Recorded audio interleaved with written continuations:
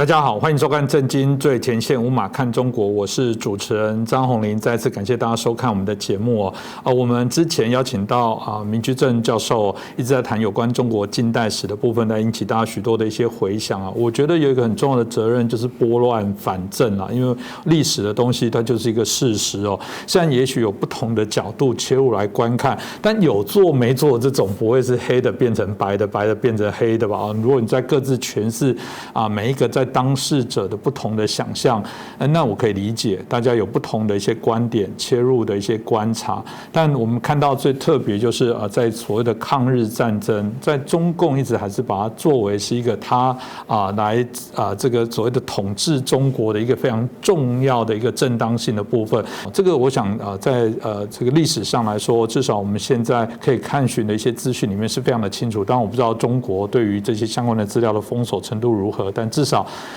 震惊最前线，我们是在自由台湾我们可以很真实的去呈现这些内容，让大家来了解哦。所以我们今天很开心再次邀请到透视中国的高级研究员，也是台大政治系的荣誉教授明居正老师。明老师你好。主持人宏林老师好，各位观众朋友们大家好。对，其实我们谈到这个8年抗战哦，这真的是一个有太多的在过程当中可歌可泣哦，让人动容的这些老师在之前我们谈到许多的一些战役哦。这8年抗战，有人觉得很长，但有人说，哎，这算短的，为什么呢？因为原来想象中国跟这个日本的军力的悬殊哦，对他们来讲一定是就我们刚刚讲的3月亡华就快速就解决了。但大家很好奇说，那怎么这样子就赢了？所以我想请老师正完整的把这段历史跟大家说明一下。对，我想你刚刚提到一个很关键问题，就是说中日两国国力这个相差悬殊嘛。我们其实还没有仔细数，你如果仔细看的话，当时老蒋总统呢对这当时叫蒋委员长了，对这有过很详细的比较。就譬如拿一个师来说中国的一个师呢号称1万人，实际上大概是6000人到8000人。日本那个师团满额呢是12000，通常是满额的。然后中国一个师呢大概1万人呢，不是每个人都有枪，日本人是每个人都有枪。然后下到这个就是先说师这一级的。他们是有重炮、有坦克、有什么？中国基本上是没有坦克，然后很多师是缺乏重炮的，只有轻炮。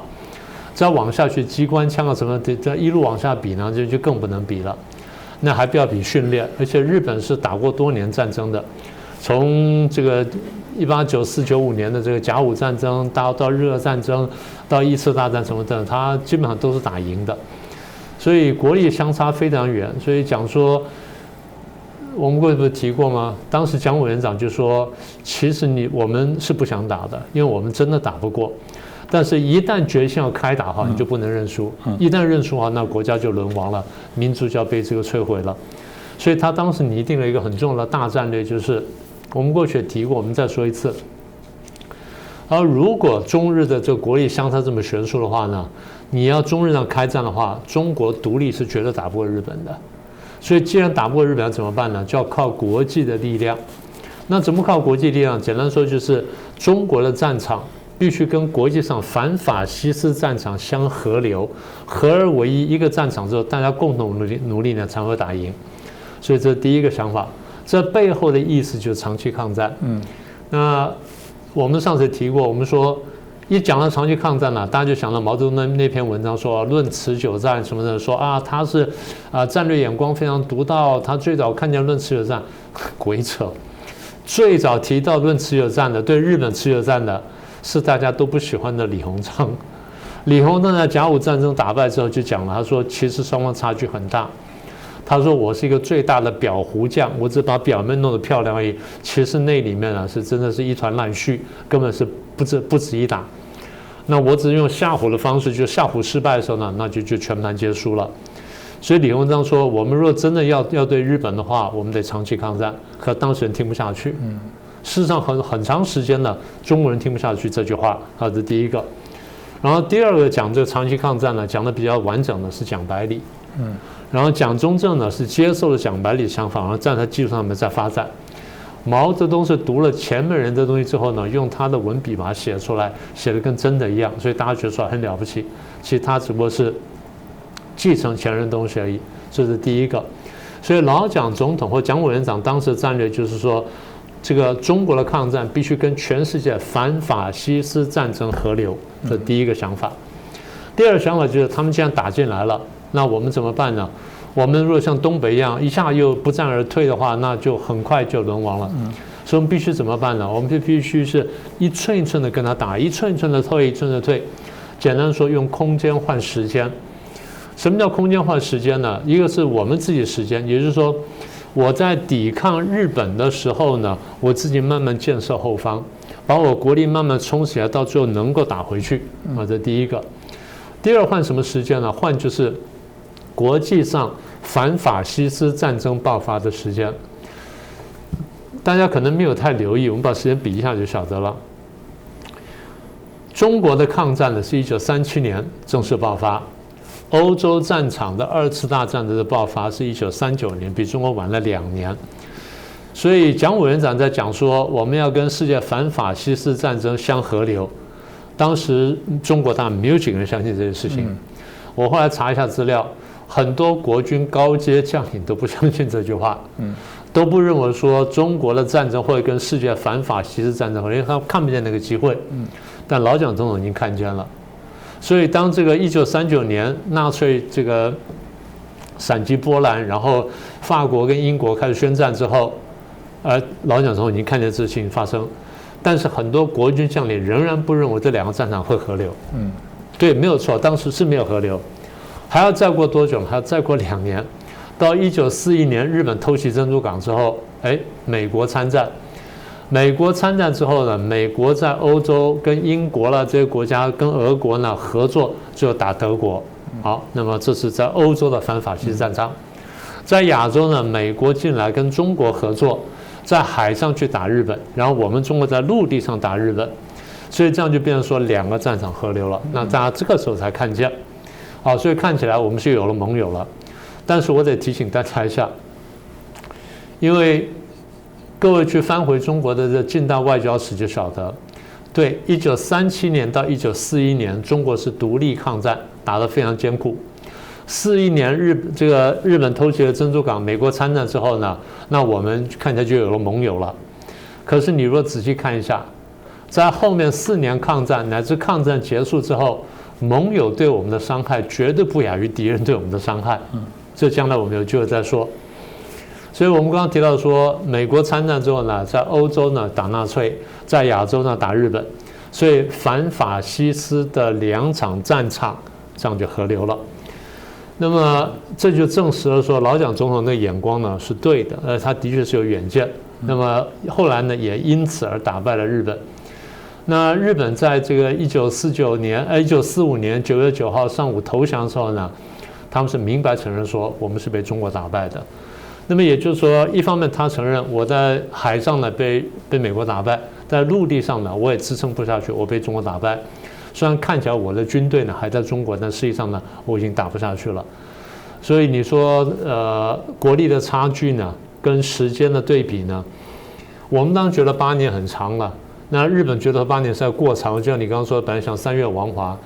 但是以中国过去经验来说，打个100-200年了，好像不是太奇怪的事情。所以8年呢，当然对有些人来说是太长，但从中国历史来说呢，还不算太久。的确啊，可能那时候也用一些战术、地形各方面的方式去延迟拉长，反正你打我就退，退了再转进，就有各式各样的方法。不过老师刚刚提到有一个很重要的一个大家可能听到的一个关键，就是说盟友对于中国的伤害不亚于真的日本哦。这句话很特别哦，让这想起这个美国跟苏联当初也签订这个雅尔达密约哦。这个就我这年纪，我们以前这个学历史还要再背一下的东西。老师这个要不要说明一下怎么回事？对，当时我们的盟友好几个，一个是美国，一个是英国，一个是苏联啊。那英国对我们的伤害是在这个缅甸战区嘛，把我们的兵力拉过去在救他们的人，结果后来我们那边门户洞开，日本的1号作战呢几乎可以从贵州打上来，所以我们出了个大漏洞。然后英国在路上不断的截堵我们的这个美国送给我们的战略物资等等，所以这英国对我们的伤害。美国对我们的伤害，你刚刚说了雅尔达密约，将来有机会我们再说。那伤害就是实质上伤害很大的一个是苏联，苏联在这个时候呢，利用这个战争的机会呢，其实在侵略中国。这个部分呢，中共官方把它美化了，然后把它讳言掉了，所以大家不太清楚。事实上，台湾的人也不是很清楚这一块。台湾人小的时候，苏联有进兵了，就这样子了，但不晓得它背后的意涵。我们过去不是讲过，我们说，在2次大战，苏联在打败了这个纳粹之后呢，就开始全面扩张嘛。他就派出了100多万军队进到中东欧，然后就先后成立8个共产政权嘛。他在欧洲做这件事情，他在亚洲做同样的事情。他的亚洲的标的呢，一个是朝鲜，后来酿成了这个韩战；一个本来是日本，但被美国挡住了；一个是中国。那这个部分呢，就是我们要说的。所以这个战争打到1944年、45年呢，当时盟军开始两边反攻的时候，大家已经看见德国会输，然后日本会输。美国想的就是完了之后国际秩序就天下太平了。美国比较天真，美国对国际政治认识当时还是很肤浅的。史达林比较厉害，史达林在规划战后的国际秩序，怎么规划呢？我全力扩张，我利用这个打纳粹跟打日本的时间，我全力扩张，扩张多少算多少。第一，这是俄国的外交传统；第二，就是这对史达林来说是个千载难逢的机会。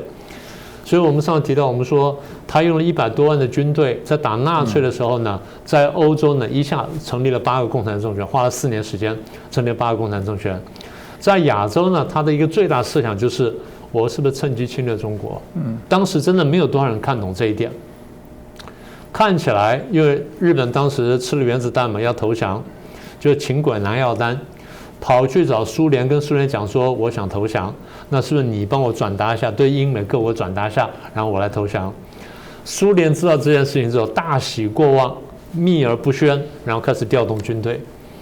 等到军队调动差不多的时候，才跟大家讲说他要投降。然后等到他说投降的时候，苏联军队已经进中国了。所以当时史达林呢设想非常周到，这家伙实在坏，但从国际政治角度来说，他实在厉害。他派了瓦西列夫斯基元帅带了150万大军，用铁道运兵运到这个西伯利亚这边来，基本上分4大路呢打进中国。所以名义上是对日本宣战，实际上呢是打中国。美国这时候才突然间看懂，说：“哟，这情势根本不是我想象那样子。”所以想怎么办？所以当时呢，老蒋总统呢，蒋委员长呢，就找到美国驻华的大使赫尔利，就说这情我们得赶快解决。那怎么解决呢？我的军队都被日军呢压缩在西部嘛，国军都在西部嘛，西北西南嘛，那怎么办呢？你帮我运兵。所以美国出力气帮国军运兵，然后回去，然后这样才把那地方慢慢拿下来。最著名的就是国军进到东北呢，被俄国多次阻拦，拖了大概快1个月左右呢，最后才在营口登陆，才上去。上去之后，苏联军队呢又步步后退，等到共军都进来接了之后呢，他才把地方让出来。所以实质上呢是给了共军，所以国军呢等于说在非常艰苦情况下呢才进到东北。所以在这情况下，你这样看看，你说盟友对我们的伤害是不是绝对不亚于敌人嘛？的确啊，在当时大家各怀鬼胎啊，所以说我们可以想象，当时在整个大战过程当中，那其实很多的国际秩序，包含一些民主国家，其实现在跟现在我觉得差异是非常大，这也可以想象整个国际情势一些变化。那当然回到当时在抗战过程，我记得老师在之前节目有提到说，毛泽东曾经形容说，在抗日的那时候是三国时期什么《三国演义》呢？为什么？因为他强的是蒋介石、日本跟共产党。那当然我们就好奇，当这个抗战胜利的时候，那还是三国吗？还是变两国？到底当时当初毛泽东到底怎么样看待这样的一些情势呢？你从国际政治角度来看呢，你必须肯定说三国那个理论是对的，因为原来是国共在对抗，对不对？之前是国共的这个5次围剿嘛，然后最后他们那个逃窜出去，他们叫长征，然后逃到那边的时候没有爆发西安事变的话，那我们是要歼灭他们的。所以当这日本的侵略开始之后呢，它一下就变成三国的力量，也就是日本的力量太过强大，强大到就是说国共不能再打下去了，国共再打下去的话就会被日本消灭。所以共产党非常聪明的就喊出了共同抗日、共赴国难宣言。那国民党没办法，就吃了闷亏，就只好接下来，所以以抗日为主。那也就是说，国共的矛盾就变小了，然后日本跟着中国的矛盾、跟国军的矛盾变大了，而共产党这里呢，就是我坐山观虎斗，我就躲到旁边看，然后甚至还加强你们斗争，然后收拾你们斗争，然后我呢就避开。避开呢是消极的避开，但它是积极的避开。积极避开就跟你刚刚说的，1分抗战，2分应付，7分发展，其实可能是9分发展。就将来有机会我们再详细说。那我们就说结果。所以国军在前面浴血抗战，这个打掉了300多万的官士兵，然后阵亡了将军有200多人等等，然后付出了非常惨痛的代价。我们说共产党呢一共打了多少场仗？根据日本的战史，共产党参加了28次战斗，连战役都算不上，叫战斗，这规模非常小。我们说中日8年战争，22次会战嘛，1117次的这个战争嘛，战役嘛，然后3万多次的战斗嘛，共产党参加了直到战斗阶层，是非常低阶的。好，在这个战斗的过程当中呢，他对日本是只有这么小的战斗，但他打了很多人，打谁呢？打国军，然后打地方团练，跟打地方的抗日的义勇军队。他把这些军队吃下来，然后抢枪啊，抢武器啦，然后抢各种东西。所以8年下来，他很骄傲地宣布说：“我建立了19个边区政府。”什么叫边区政府呢？就省跟省之间3不管的地带，他把它占下来，叫边区政府。他搞了多少个？搞了19个。基本上呢，在东北、华北跟华中，大部分在这地方。所以当他这样子建了19个边区政府之后，他说是抗日什么等等，其实不是，是准备打内战用的。那么这19个边区政府，它可以统治多少人呢？9000多万，将近1亿人。对这9000多万1亿人呢，第一，它可以征兵的，第二，它可以抽税的，第三，它可以征粮食的，然后第四可以征劳工的，这事情他都做了，当然还做了别的事情了，但这几个最主要。所以他又征兵，又征粮食，又征税什么等等，再加上卖鸦片啊什么等等，所以最后呢，他的财政就不算太糟糕，他的财政就能够运转。在这个能够运转财政下面，他最后养活了军队。他自己说，8年抗战之后呢，我的这军队到什么地步呢？我的正规军是90万到120万，我的民兵呢是250到300万，所以他最大数字就是他的军队呢。正规兵加民兵的话，大概400万。国军当时也不过420万。国军我们说这个当时中央的嫡系部队大概150到180，地方上各种部队呢差不多240到260，所以加起来大概就是国共的比例呢差不多1比1.1，就国军稍微大一点点，就是号称政府军大一点点，1比1.1。那在这情况下，中共还讲说这个内战第一枪是你们先开的。我在北京，我只问一句话：假设我不开第一枪的话，你共产党保证永远不开枪吗？你能回答我这句话吗？对不对？所以，那他们还不止于此。他们到这个时候呢，到那个日本投降之后，他们含血喷人。现在他的课本上这样写的，说蒋介石下山摘桃子，意思就是说他没有抗日。现在日本投降，他下山来夺取这个抗战胜利的果实，这句话是讲自己的，他完全没有抗日，然后下山摘桃子了，他要摘桃子，把这个事情栽赃到老蒋总统身上，所以既争了里子，然后又抢了面子这人坏呢，坏到这种地步。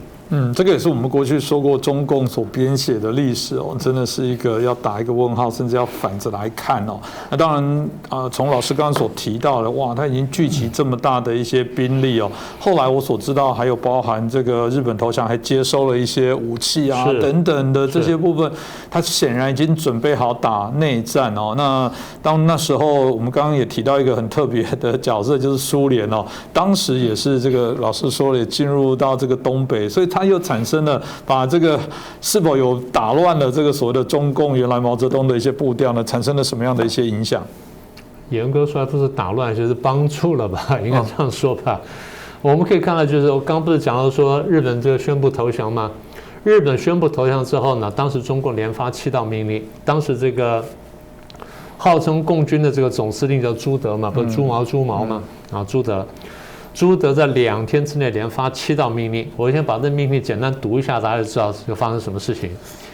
第一道命令是8月10号发的，他说延安总部呢将他发表命令如下：日本宣布无条件，这原话啊，日本宣布无条件投降。同盟国在波茨顿宣，我们叫波茨坦宣言，它叫波茨顿宣言基础上将会商受降的办法。所以我就朱德啊，特别向解放区的各武装部队发布命令如下，就朱德对解放军发命令，这是1号命令。他各个解放军任何的抗日武装部队都可以依据波茨顿宣言，然后向敌方，就向日方呢，在中国的驻华的军队跟敌方的这指挥机关送出通牒，限他于一定时间之内交出武装，在交卸之后，我们把它当战俘处理。然后同时的这第一点，第二点，各抗日部队啊，解放区各抗日部队可以对卫军跟卫政权啊，像什么殷如耕啊，什么这些卫军卫政权啊，机动防共自治政府啦，然后发出通牒，然后限他交武器，然后这个以战俘处理啊，这第二个。第三呢，如果碰到抵抗的话，可以坚决攻击，而且消灭它。然后第四呢，占领之后呢，进行军事管理。你觉得他在干什么？他在接收嘛。大家不要忘记啊，他原来是一个叛乱团体，在开始抗战之后呢，编为这个八路军跟新四军。新四军后来因为伏击国军，最后被解散了，被消灭了。但中共自己又重建新四军，所以他现在是什么呢？他现在是一个国家中华民国国军的最多是八路军。八路军是不可以自己下命令的，这个命令必须是国军来下的，对不对？谁来下呢？蒋委员长下。蒋委员长对各战区，然后这个各指挥官说你们要干什么干什么干什么，轮不到他来讲这件事情。而他现在讲什么？他现在是全面的，像这我们前面讲的19个这些区去发命令，而跟其他的各地方武装，即便没有边区政府呢，他也下同样命令。这是第1号命令。第2号命令呢更具体了啊，他文字这样讲的。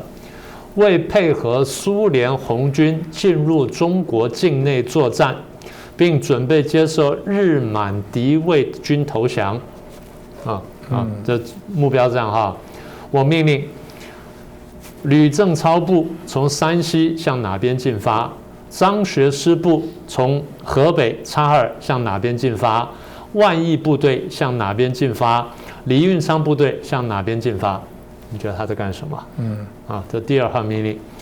第3号命令更精彩了，为配合外蒙古人民共和国军队进入内蒙及绥远、热河、察哈尔等地作战，并准备接受他们投降，我命令贺龙部向哪边进发，聂荣臻部向哪边进发。这第3号命令。第4号命令是讲说如何抢夺山西的汾河流域跟太原城，第5号命令就是我命令为了肃清中国境内的交通要道的敌卫军队，并且准备接受敌卫军投降，我命令所有沿北宁路、平绥路、平汉路、同蒲路、正太路、金浦路、陇海路、粤汉路、广九路什么等等，我还没全部读完，我把重点读完。等铁路线的跟其他解放区的一些交通要道，两侧的抗日部队呢都可以来接收。换句话说，抢占交通线，这战略上是非常高明的动作，但从政治上呢，这是汉奸行为，是不是这样？第一，你蔑视中央政府的命令，中央政府没有叫你做的事儿，你自己做了，这叫盲动妄动，或者叫叛变行为。好，这第5号命令。第6号命令也很精彩啊！为了配合苏联红军进入中国及朝鲜境内作战，然后解放朝鲜人民戴个漂亮的帽子。他说：“我命令华北作战的朝鲜义勇军的司令武廷、副司令蒲孝山、蒲一宇立刻率兵随同八路军跟原东北军各部向东北进兵。”你觉得他在干什么？好，这是第6号命令。第7号命令就是刚刚讲的1号命令中的一个部分，开始对只要攻下地方全面军管。换句话说，我们看到就是2天之内，从8月10号到8月11号，他们真的没浪费时间。日本是8月9号宣布投降，对不对？然后他们8月10号、11号就连发7个命令，让他们大家注意啊，共军从陕西这带向东边进发，向哪边进发呢？进中国东北嘛，就进中国东北，很明显的，刚刚讲说进哪里，所以一路就向东北进发，所以最后国共内战呢，首先在东北爆发嘛，所以最后这个林彪部队也进东北嘛，那这样他在东北就拿下了一个，就等于是拿下根据地，所以接上我们前面讲的。苏联的红军当时进了中国东北，150万人进来之后，我们国军回来的时候，他应该让出来的，应该是给国军接收，但他没有，他在阻挠国军的接收之外呢，他把武器库给了这个共军，然后同时呢，又这个让共军进来，当共军换防完毕之后，他才退出来，所以最后你看呢，就是国军呢要进去之后呢，处处受阻。然后俄军在这边挡住，俄军挡完之后呢，派共军进来，这是共军和国军在东北犬牙交错。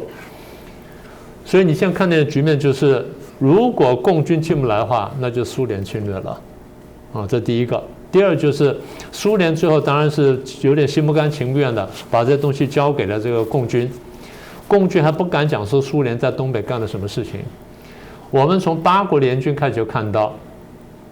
现在讲起来，当然很多中国人很难接受。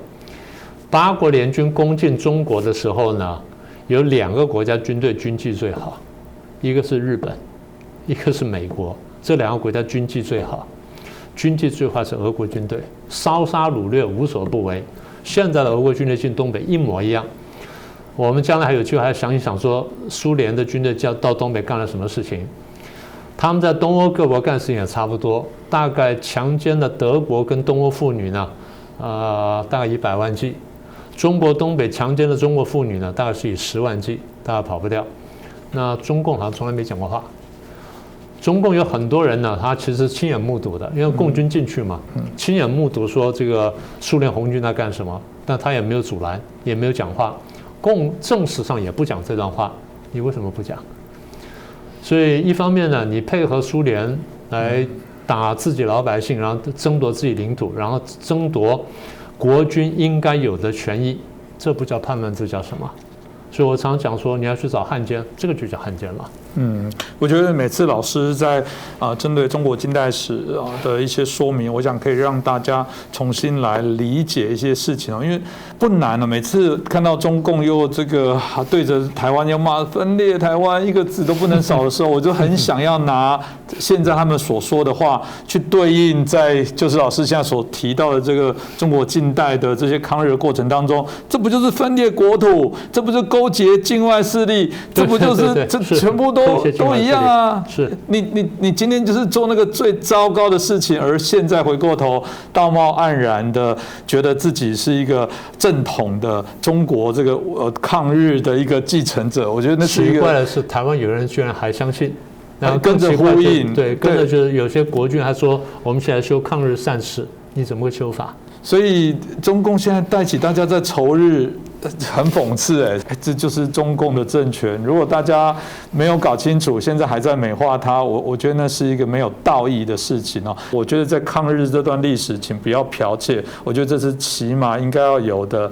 我觉得其他的朋友，甚至老师刚刚提到的很多海外的华人或者台湾的朋友，当然如果今天翻墙过来看节目的朋友，我觉得这都是你必须要了解理解的事实那今天再次谢谢明老师帮我们以正视听把这段历史讲得更清楚。那如果您喜欢，当然也欢迎把我们的节目转传给更多的朋友。那也欢迎您留言，还跟我们讨论再次感谢明老师，也谢谢大家的收看。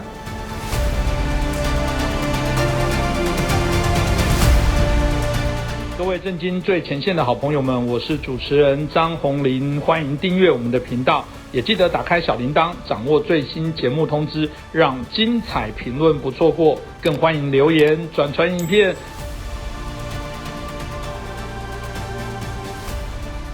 大家好，欢迎收看《震惊最前线》，无马看中国，我是主持人张宏林，再次感谢大家收看我们的节目最近在台湾一直会有一些困扰其实从我那时候开始，我们在谈到中国大陆，这有许多的大家在这个界定的部分。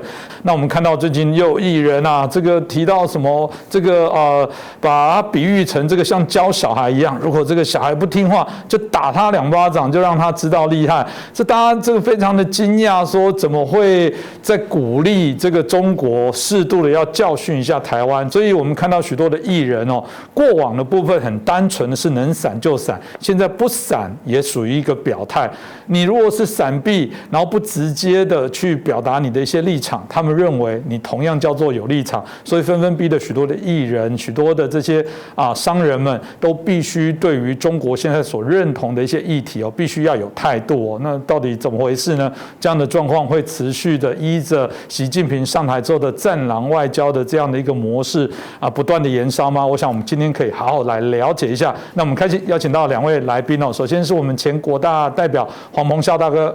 大家好，是。那另外是我们国策研究协会的咨询委员，我们董立文教授。主持人、各位朋友，大家好。是很开心邀请到2位也是我们这个节目的镇台之宝这个常常都提供我们许多的一些中国议题的深度研究。我想这个议题对2位老师应该都不陌生，常常都会遇到，包含所有现在大家会谈到说中国就开始有玻璃心了，开始对自己来讲有许多觉得是没有自信我们谈到武汉病毒很单纯的原因就是它从武汉起源，大家是很快速的作为一个记忆注记的部分，但后来中国就透过各式各样的压力为什么这个我们要从这个武汉病毒最后改成新冠病毒？这中间的一些转折，到底真的中国有这么玻璃心吗？为什么会这么走？我觉得这请教一下澎孝大哥。其实中国的这种现象，不是中华人民共和国才有。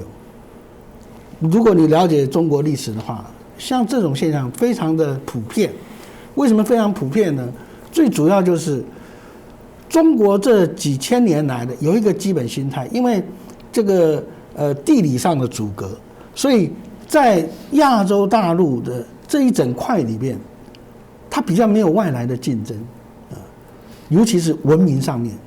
所以说，在这种状况之下，它形成了一个唯我独尊的这种心态所以中国就是以我为中心嘛，对不对？那么这个从现代的这个名词来讲，这叫话语权。中国的唯我独尊就是掌握话语权。有一句话讲说：“放诸四海而皆准，百世以事圣人而不惑。”这讲的是什么？儒家的这一套道统什么叫放诸四海而皆准？就是说以我为准嘛，以中国的儒家思想以所谓的中国的文明为准然后空间上四海时间上百世，所以这就是中国几千年来所形成的这种自我为尊的这种心态。那这种心态，坦白讲，深植人心那但是呢，有的时候自尊心跟自卑感是一体两面。所以当中国受到侵略的时候，受到外族入侵的时候，他一下就变得很自卑了所以在这个近差不多200年来的历史，中国就面临这样一个状况真的遇到一个强势的西方文明来挑战的时候，中国一下子就崩溃。为什么崩溃了为什么会有五四运动？为什么会有文化大革命这等于是自我否定了。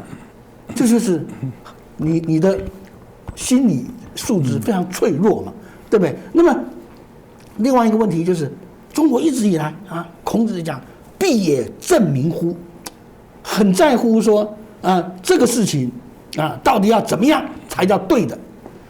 所以今天我们所面临的这样的疫情的问题的时候，你就反映出中国其实几千年没变。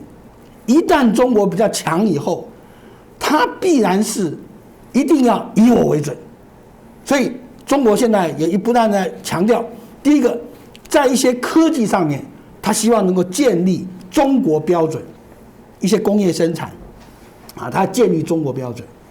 第二个啊，就是在一些的这个国际问题啊，特别是两岸问题上面，他一定要争取话语权，就是让他来界定啊，什么是台独啊，什么是分裂啊，然后什么样子是中国的基本利益，这就是充分展现出中国的这种心态。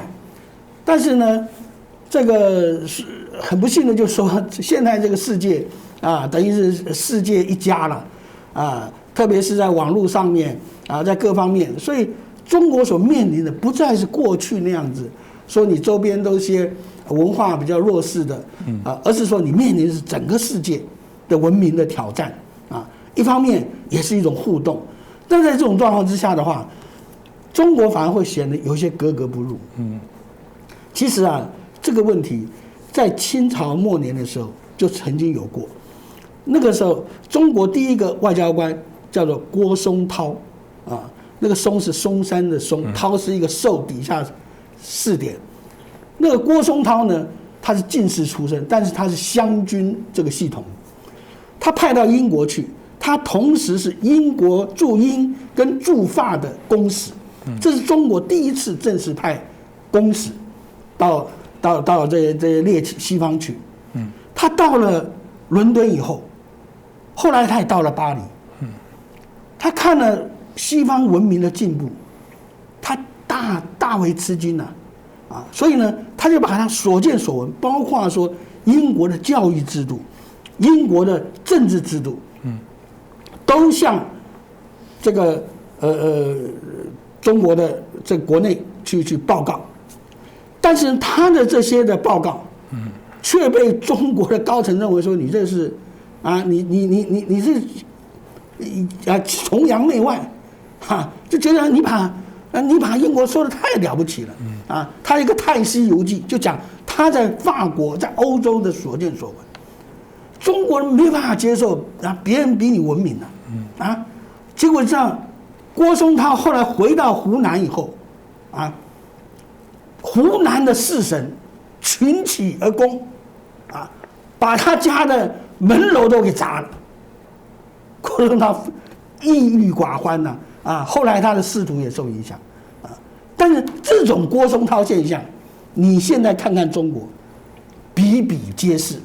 只要任何人说，哎呀，外国什么比中国强，哎呀，那就不得了，你就入华了，对不对？就在台湾怎么样子啊？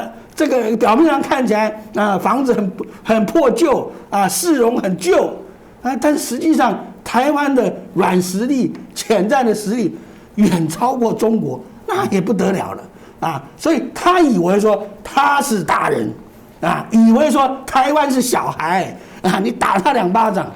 坦白讲啊，这是很无聊的一个比喻，而且完全不了解说啊，台湾的年轻一代。什么？你打2巴掌，不要以为你是当妈，对不对？现在小孩子都知道，啊，父母的管教不能够逾越侵权的范围，对不对？所以侵权是亲人的侵权，对不对？啊，所以说这样子的，像芳芳的这种说法，中国听得很高兴。哎，为什么？因为他们的观念就这么落后嘛，对不对？那在台湾有没有作用呢？一点作用都没有。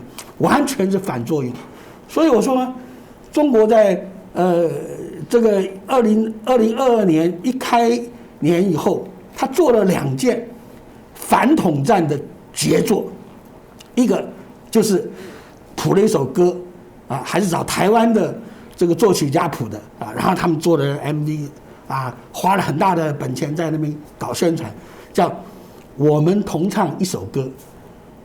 结果在台湾啊，一点作用都没有啊，因为引不起共鸣嘛，啊，反而后面有很多后面接下来的啊，我们同唱一首歌，这个我们分手吧，啊，或者说我们同唱一首歌 ，money money money， 对不对？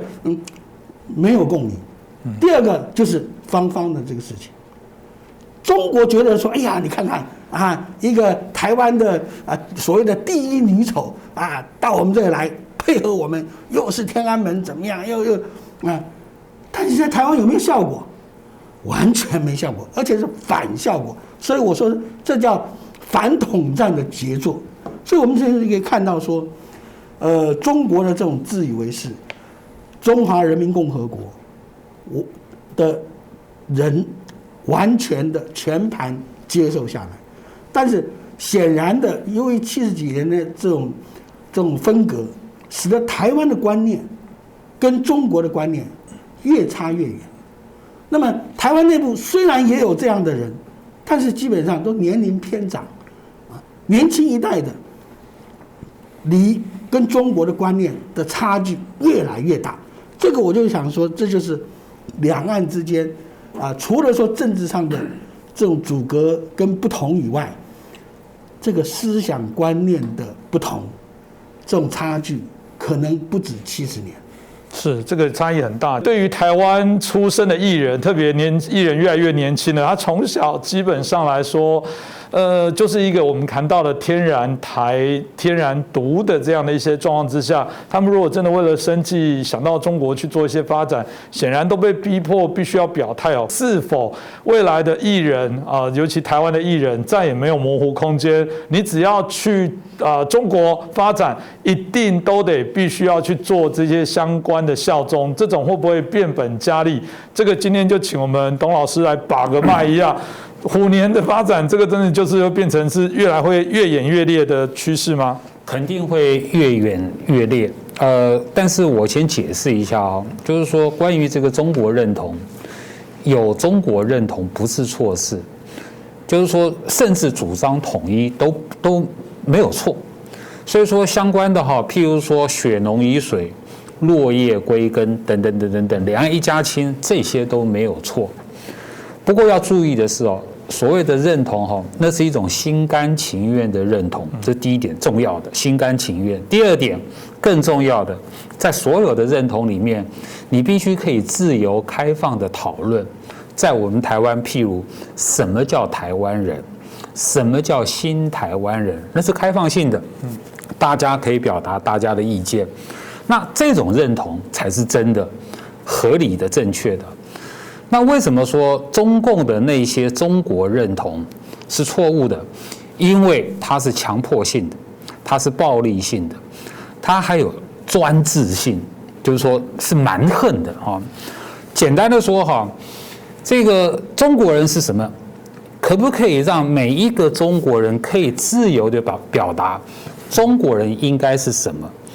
中国人是什么？什么样的中国人才是光荣的中国人？每一个中国人有没有那种权利、自由权利？你来清楚表达，这样子所凝聚的中国认同，我相信一定是强大的。不过今天的问题就是说，什么叫中国人？那是由中共说了算。对不起，中共也只是中国的一部分而已。简单的一个比例中国共产党党员1亿人嘛。中国的人民有14亿人，所以说你中共也只不过是那14%嘛。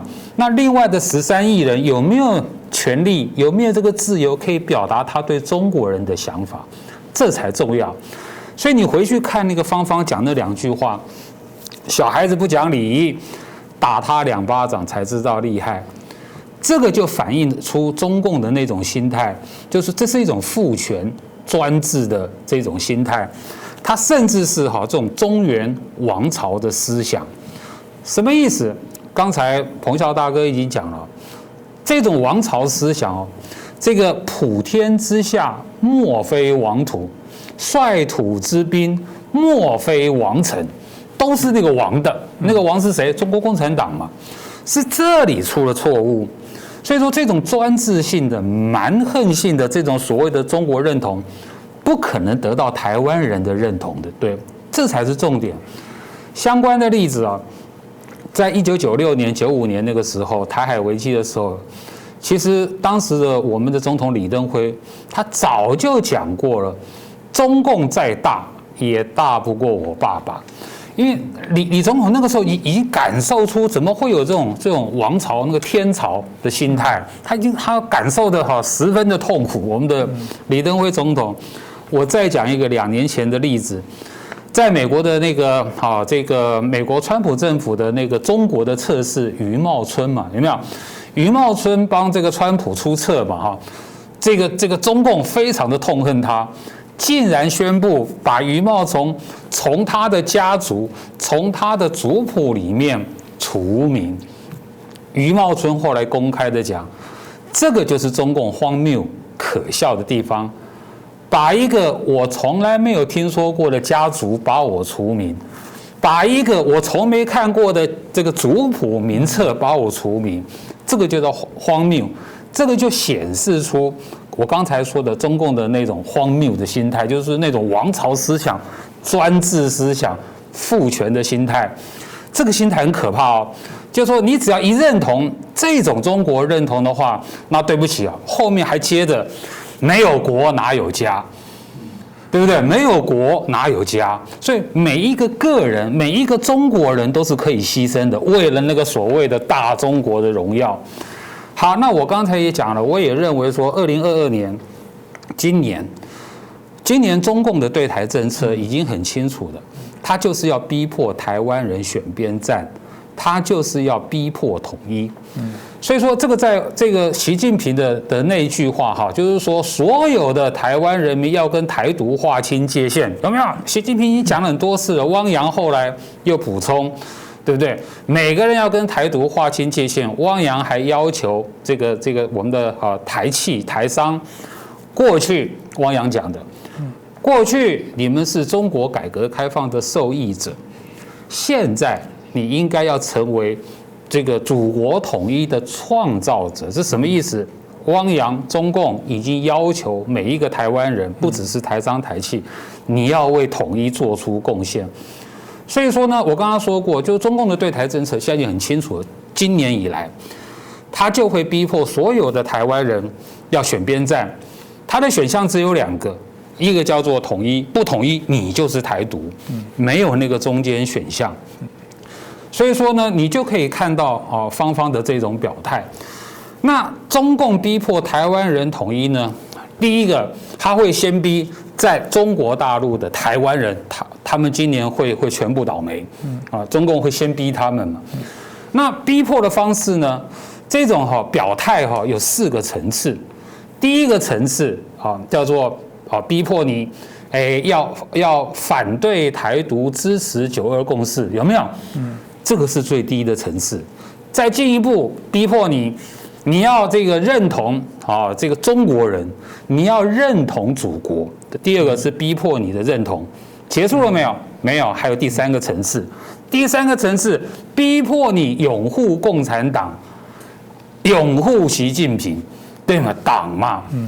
结束了没有？没有，还有第4个层次。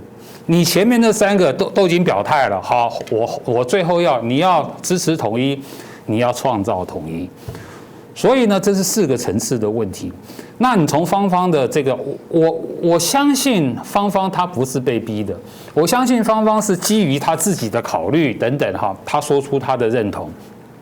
但是后面在中国大陆的台湾人，今年我刚刚说的那4个层次的表态，会不同的会呈现出来。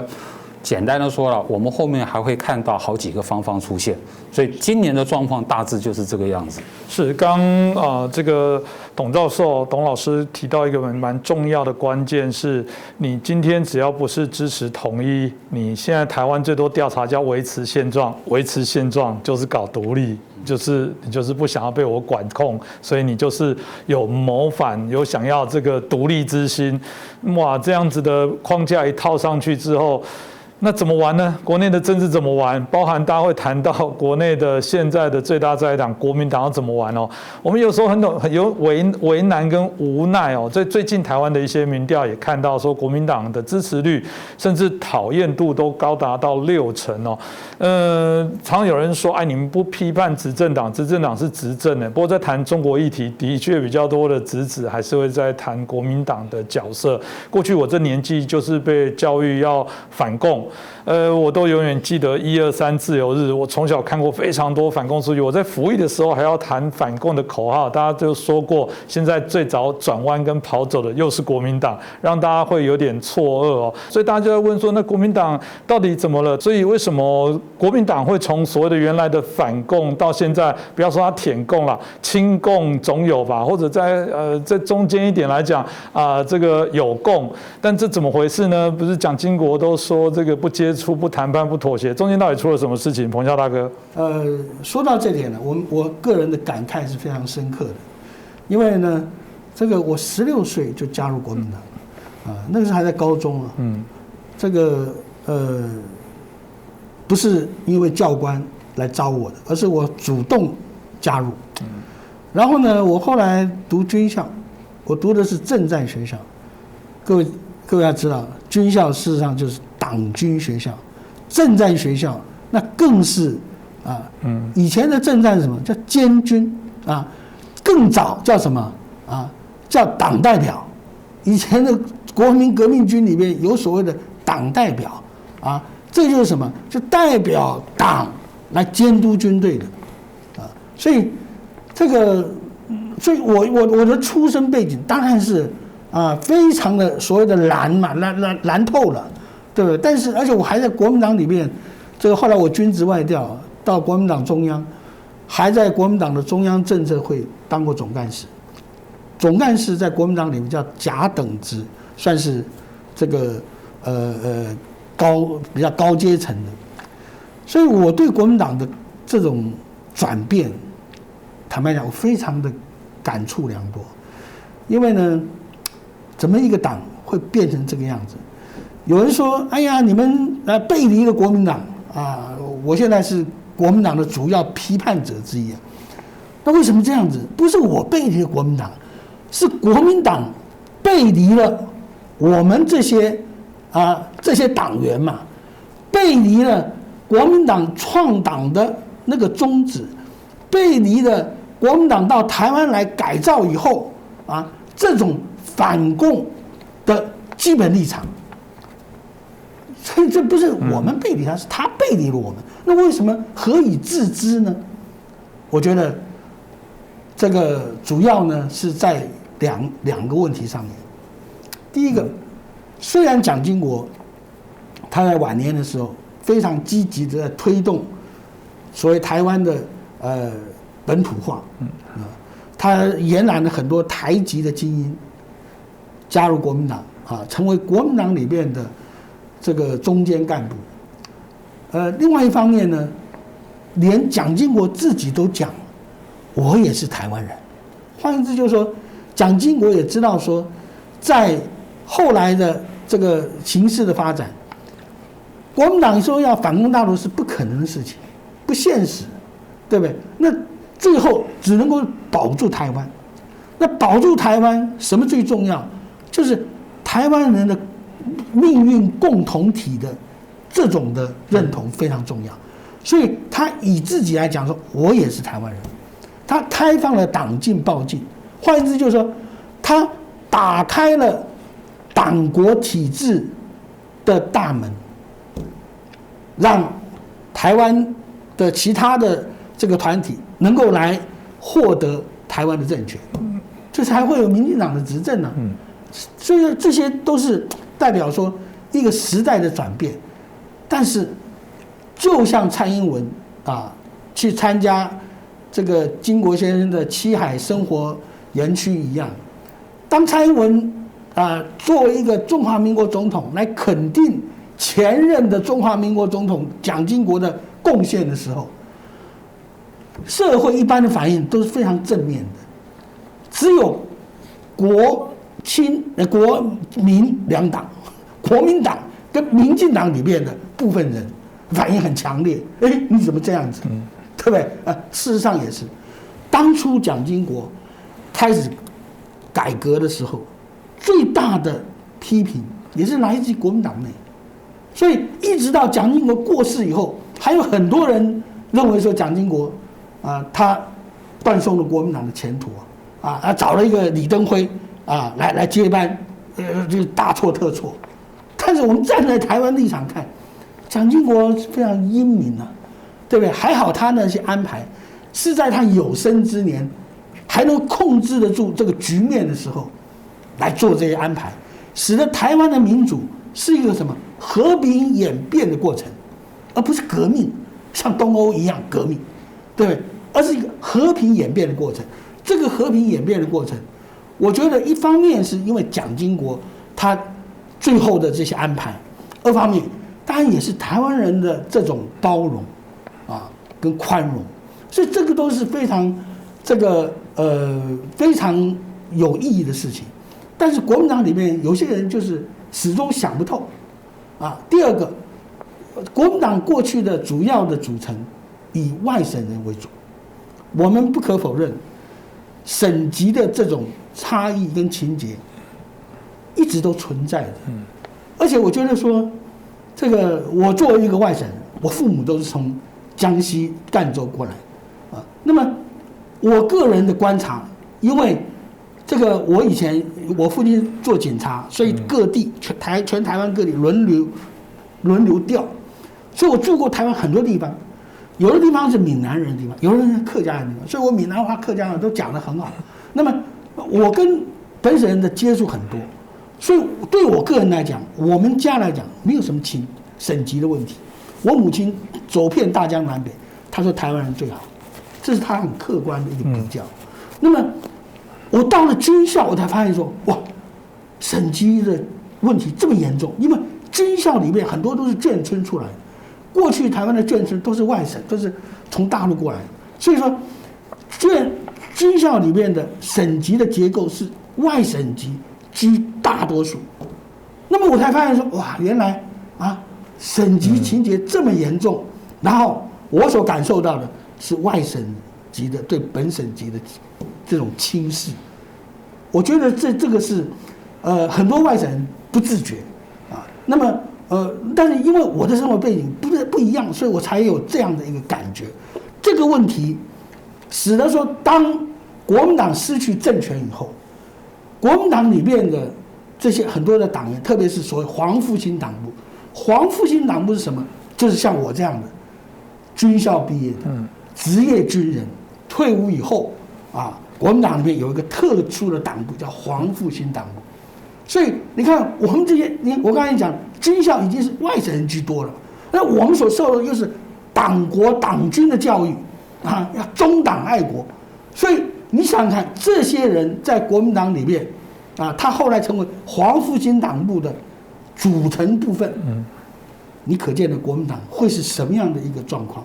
而且最特别的是怎么样，在国民党的很多组织里面，它非常松散，只有黄复兴党部是凝聚力非常强的，它的同质性非常高的，所以当其他的一些党部都很松散的时候，黄复兴党部的这种凝聚力啊，这种一致性，就变成说现在左右了国民党的党内初选、主席选举、总统候选人的这个初选，所以在这种状况之下，造成了国民党整个的这种向统的方向，在这个难以分割啊。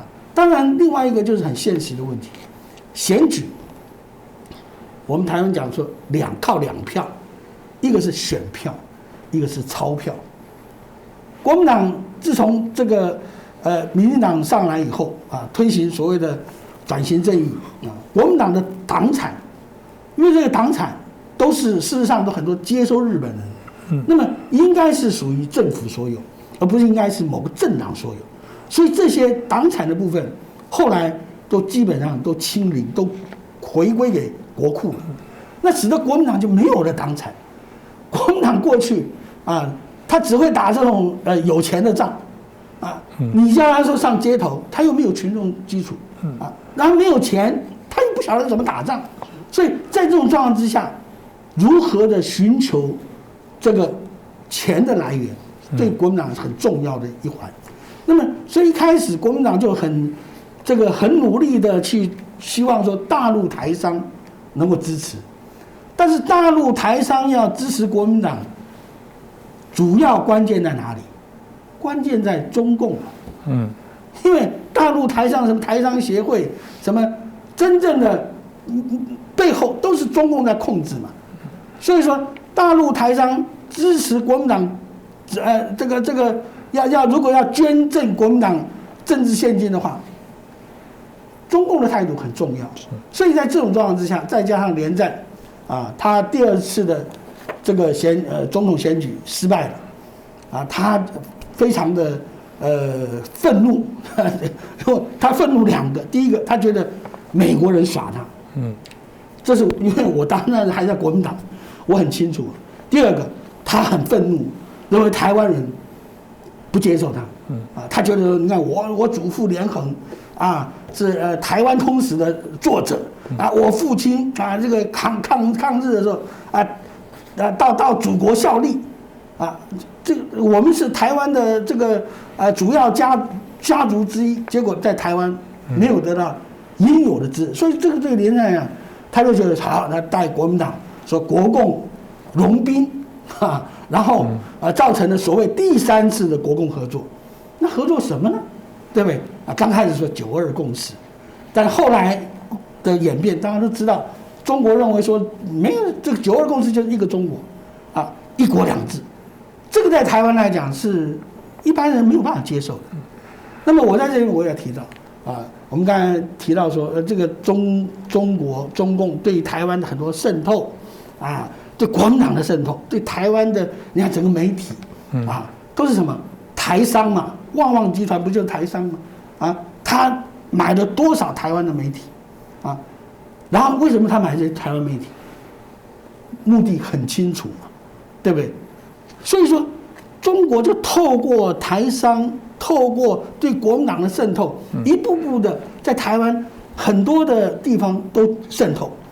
那大家想说，哎呀，那台湾不得了，那不是完蛋了吗？但是你看很奇怪这几年来的台湾的历次民调，赞成统一的越来越少，赞成独立的反而增加了，然后维持现状的更是居绝大多数。国民党花了这么大力量国民党的支持度、好感度都在往下跌。这里我们就讲到一个疫情延烧2年以后，全世界很多国家大家都在讨论一个问题，我们是不是要与病毒共存？共产党跟病毒一样，在蒋介石的时代清零，只要有匪谍抓了，不是枪毙，那就是这个刑期非常长的这种监狱。但是呢，后来现在坦白讲，现在大家都知道匪谍在哪里嘛，对不对？照以前的标准的话，那一堆但是为什么没有作用现在就变成说，我们与病毒共存，因为台湾的公民社会越来自觉越高不是民智已开现在公民社会的那种思想观念的进步，比政府、比执政党还更前进。所以在这种状况之下，你想说它渗透这个台湾，不是这么容易。尤其是你这么落后的一种思维这些做法，不是说你掌握了媒体就能够怎么样。所以这就是什么？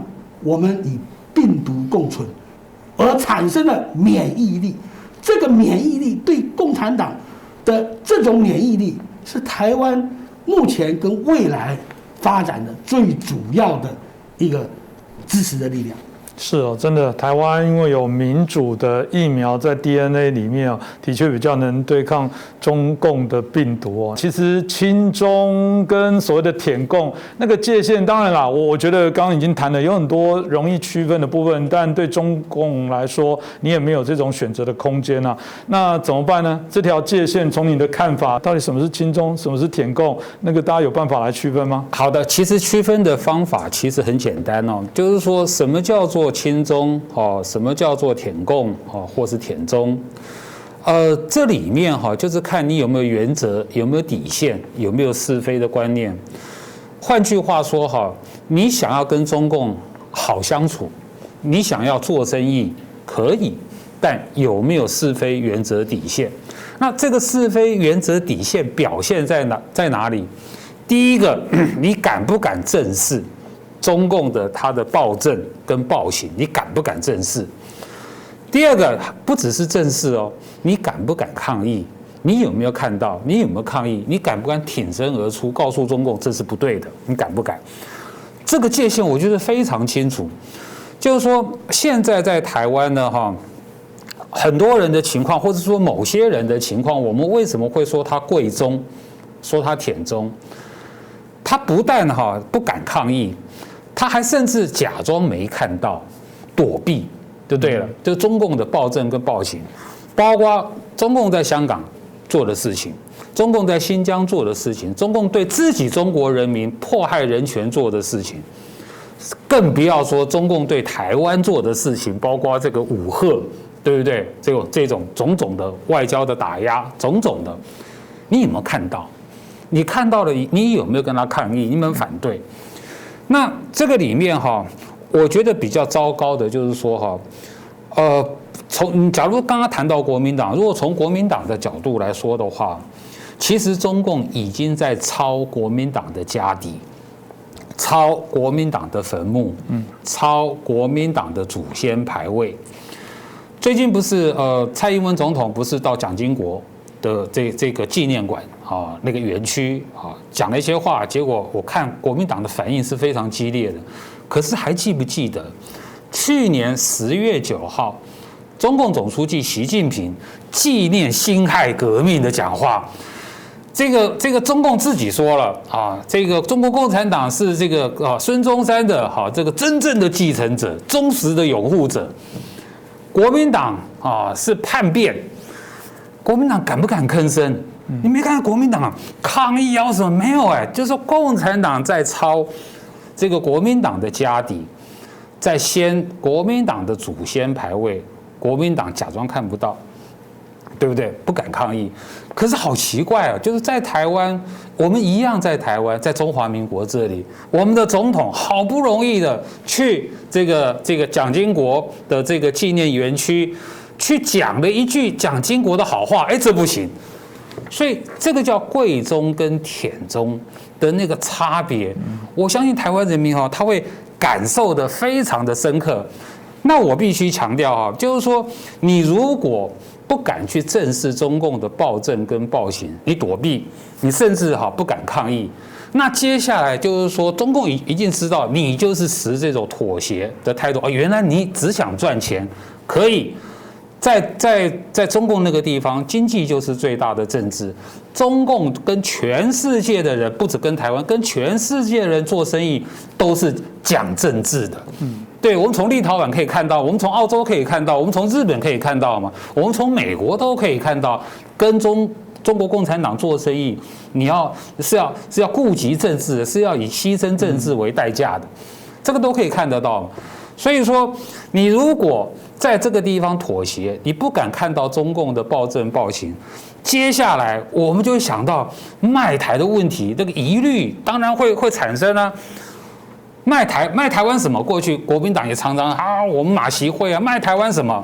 很简单，第一个，台湾的价值，民主自由的原则，我刚刚说认同都是民主自由。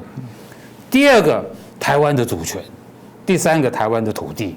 你会依序的，会让我们觉得，等于是说，你如果对中共是这样妥协，你会一步一步退后，因为中共一定会一步一步进逼。全世界的人都知道，中共要的是台湾的主权，土地要消灭的是台湾的主权，全世界都知道嘛。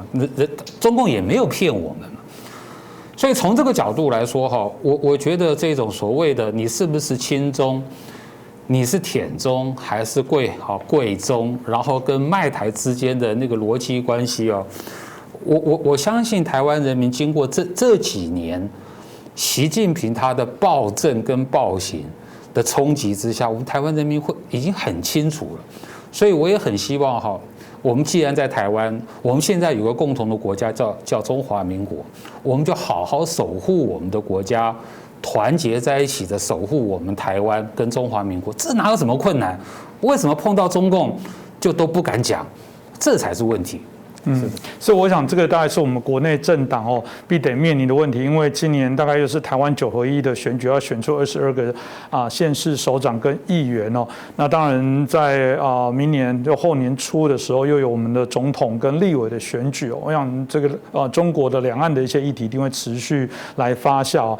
那老师当然也分得很清楚基本上如果是出自自由意志的部分，这当然尊重。所以我记得啦，就用蔡英文总统他在当选的时候，他记得说一句话说只要在他任内就不需要为自己认同来道歉也就是说那就做你自己。当然做得好不好，至少那是一个宣示大家以这作为目标，也没有人挑战这句话有问题。他也认为说一个伟大的国家就是人民可以自由的做自己。我们也希望台湾是这样伟大。那今天很谢谢我们2位来宾针对这议题让大家可以有更进一步的了解。那这议题我想持续会发酵，我们就再努力我们希望做一个勇敢的台湾人，对于自由民主的价值更清楚。我们也希望努力的推动中国的民主化。再次谢谢2位来宾，也感谢大家的收看。